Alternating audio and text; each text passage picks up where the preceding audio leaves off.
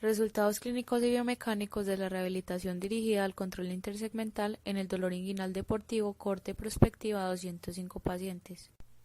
Este estudio fue publicado por Edna King y colaboradores en el año 2018 en la revista British Journal of Sport Medicine,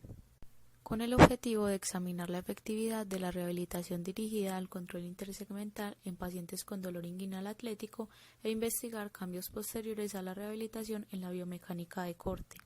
El dolor inguinal en los atletas es una patología que se presenta con frecuencia, ya sea en puntos dolorosos únicos o múltiples. Esto hace que se dificulte su diagnóstico específico, por lo que no se tiene un enfoque determinado para el tratamiento. En estudios anteriores se ha demostrado que la rehabilitación en comparación con la intervención quirúrgica tiene mejores efectos a largo plazo, siendo su base los ejercicios de fortalecimiento muscular. 322 varones se presentaron en el Departamento de Medicina Deportiva de la Clínica de Cirugía Deportiva en Dublín desde enero de 2013 hasta mayo de 2015 y fueron evaluados para determinar su elegibilidad en este estudio.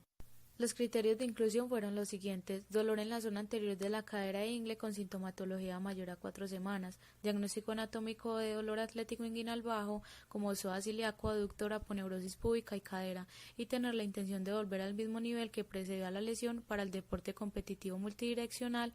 por lo que después de esto quedaron 205 participantes.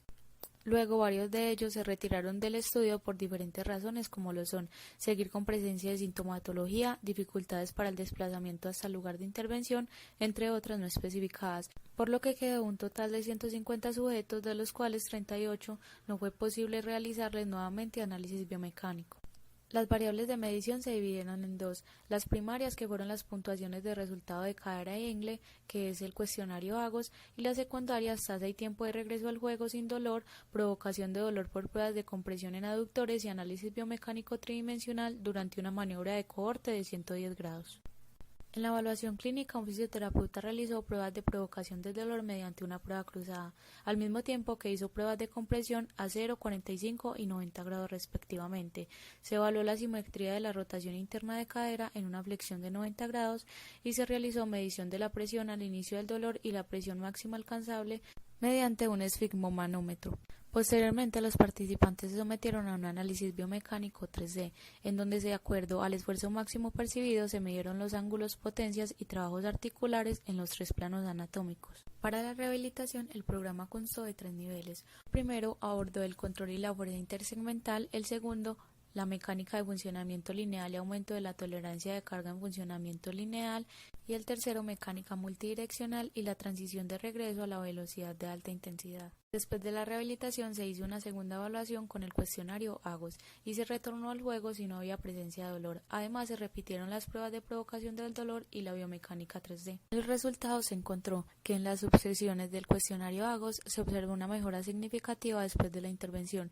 pero fue inferior si se compara con un deportista que no haya sufrido dolor inguinal. En las pruebas de compresión se demostró una mejora significativa en los 3 ángulos, 0, 45 y 90 grados, y el 94% de los pacientes logró una compresión sin dolor. La tasa de retorno al campo sin dolor se dio en un tiempo de 9.9 semanas para el 73% de los participantes, independiente del diagnóstico anatómico de base. Además, no hubo correlación en la duración previa de los síntomas y el tiempo que tardó el retorno. En los análisis biomecánicos se encontraron cambios significativos en las variables cinéticas y cinemáticas, como aumento en la rotación pélvica y flexión de tronco hacia el lado del desplazamiento, cambios en la inclinación pélvica hacia la dirección del desplazamiento, reducción de la flexión lateral del tronco sobre la pelvis en la pierna de apoyo, reducción de la flexión de cadera y aumento de la dorsiflexión del tobillo. También hubieron cambios de menor medida en el aumento de la rotación torácica en la dirección del recorrido previsto, reducción de la abducción de cadera y del ángulo de flexión de la rodilla. El centro de masa se desplazó anteriormente con respecto al centro de presión durante la fase de apoyo y se redujo el tiempo de contacto con el suelo, pero no hubo cambios en la velocidad del centro de masa en el contacto inicial.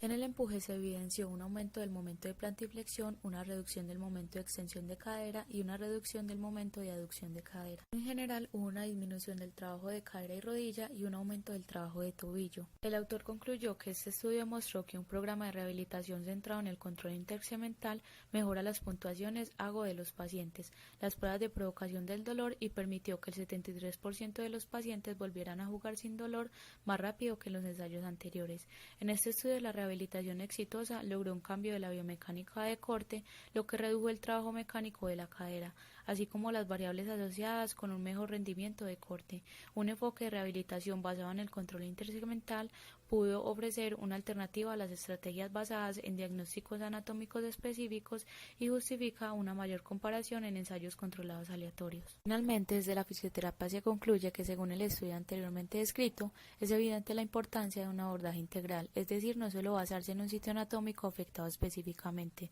pues hacerlo puede conllevar a no tratar afecciones subyacentes que podrían estar provocando o empeorando la patología base. De la misma manera, se resalta el uso de herramientas biomecánicas tridimensionales como lo son los marcadores y cámaras infrarrojo, pues esto nos permite generar un modelo con vista desde los tres planos anatómicos, lo que nos permite el análisis de variables que a simple vista no son perceptibles.